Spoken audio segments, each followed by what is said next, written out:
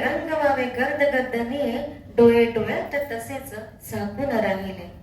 तुझ्या माझ्या अस्तित्वाची स्तब्ध रान जाई, तुझ्या माझ्या अस्तित्वाची स्तब्ध रान जाई. एकदाच उजेल मरणाच्या वेळी, एकदाच उजेल मरणाच्या वेळी. रंग रंगात तोवरी गर्दसे वाहू दे, रंग रंगात तोवरी गर्दसे वाहू दे. प्राण होऊन पावरी वाजत राहू दे, प्राण होऊन पावरी वाजत राहू दे, वाजत राहू दे. प्राण होऊन पावरी वाजत राहू दे. खानोलकरांची कविता जीवनाच्या अंतिम क्षणापर्यंत चालणाऱ्या आपल्या अनुभवाची आणि अनुभूतीची वेध घेणारी.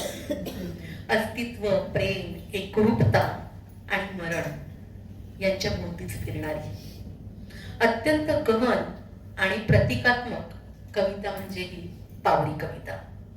प्रेमाच्या आणि अस्तित्वाच्या अशा टप्प्यावर पोहोचते जिथे मी तू पण राहतच नाही. शेवटी उरते ती केवळ अनुभवांची, प्राणांची अखंड लय, शांत, स्तब्ध आणि अंतर्बाह्य हलवणारी ही पावरी कविता.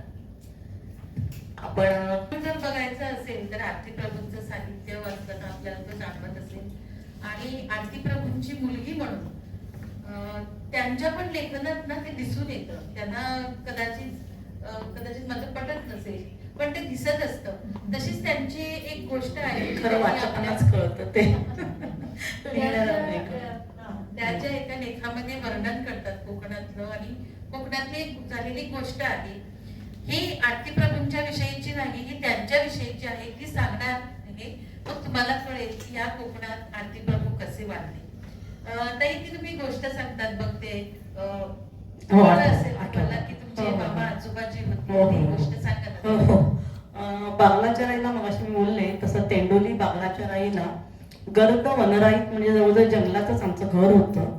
आणि त्या बाजूला मठ होता, बाजूला समुद्र होता कोंडुऱ्याचा, असं सगळं छान वातावरण होतं. आणि अशा वातावरणात जशी मठात जे माझे आजोबा पूजा पठण करायचे तेच आजोबा घरातही पूजा पठण करायचे. आणि मी त्या आजोबांना सतत त्यांच्या मागे पुढे असायची. तर एकदा काय होतं की ते पूजा करत असताना मी नेहमीसारखे त्यांच्याबरोबर जाऊन पूजेला बसले. आणि आजोबा म्हणाले, बघ बसायचं तर बस, पण मध्ये बोलायचं नाही, पूजा होईपर्यंत उठायचं नाही. तर म्हटलं ठीक आहे, मी बसले.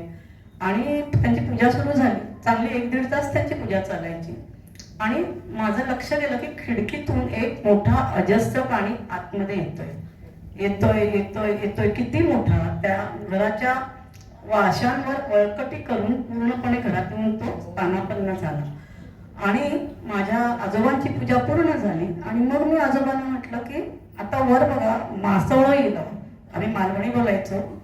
तर त्या आजोबांनी वर बघितलं. ते म्हणाले, अरे बाप रे, मला उचललं आणि पळत सुटले. तर अशा म्हणजे किर्र जंगलातच ते घर होतं. आणि हा सगळा प्रभाव आपल्याला त्यांच्या प्रेरणास्थळांमधून आरती प्रभूंच्या त्यांच्या लेखनात दिसतो. तिकडे वाघ, चित्ते, बिबटे सगळं काही जे आता आपण बिबट्यांच्या कथा ऐकतो त्या प्रत्यक्षात त्या काही आम्ही स्वतःही काही ठिकाणी बघितलेले आहेत, पाहिलेलं आहे सगळं.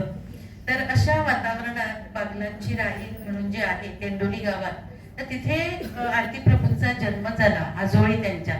तर अजून एक गोष्ट मला तुम्हाला विचारायची आहे, जी तुम्हाला सांगायला पाहिजे. चिदानंद स्वामी विषयी तुम्ही बरेच सांगतात आणि ज्यांचा प्रभाव आरती प्रभूवर होता. आणि त्या मठात घडलेली गोष्ट आहे समाधीजवळ की तुमचे वडील, तुमचे भाई तुम्हाला सांगत होते की देव बोलतो. ती पण एक गोष्ट सांगा ना. ह्या आमच्या खरं गप्पा मैत्रिणीतल्या आहेत, त्या सगळ्या प्रियाने इथे घेतल्या. ठीक आहे, सांगायला छान वाटतं, प्रश्नच नाही, कारण त्या आठवणी तर आहेतच. तर मी लहान असताना एकदा माझे वडील मला आणि माझ्या थोरल्या बंधूला, मला दोघांना मठात घेऊन गेले होते.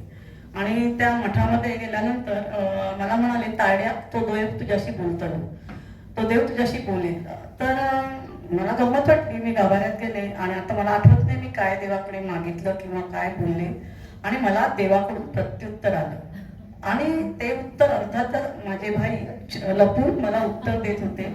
आणि त्या गाभाऱ्यामध्ये आजही तुम्ही गेलात तर दिसेल चिदानंद स्वामींच्या मठात की तुमचं एक वाक्य प्रचंड वेळा ऐकायला येतं. म्हणजे इतके प्रतिध्वनी घुमतात की हा ऐकू तर खूप प्रकारे तो आपल्याला ऐकू येतो. मला ती खूप गंमत वाटली. मी बोलतच होते देवाकडे आणि माझा थोरला बंधू जो आज हयात नाही आहे, तो माझ्याशी 4 वर्षांनी मोठा होता, पण तो इतका घाबरला. मी जर 5-6 वर्षाची असेल तर तो 10 वर्षाचा असेल.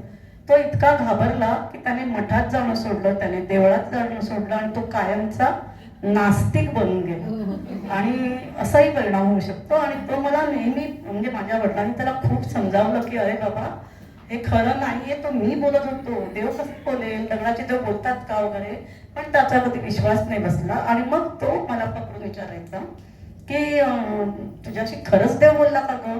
तर मी कायम सांगितलं हो, आताही बोलतो, तुला बघायचं तर चल, आताही देव बोलतो माझ्याशी. आणि मी त्याच भ्रमात राहिले की देव माझ्याशी बोलला, आणि तो त्या भ्रमात राहिला की देव बोलत असेल तर हा चमत्कार नाही, काहीतरी भयानक प्रकार आहे.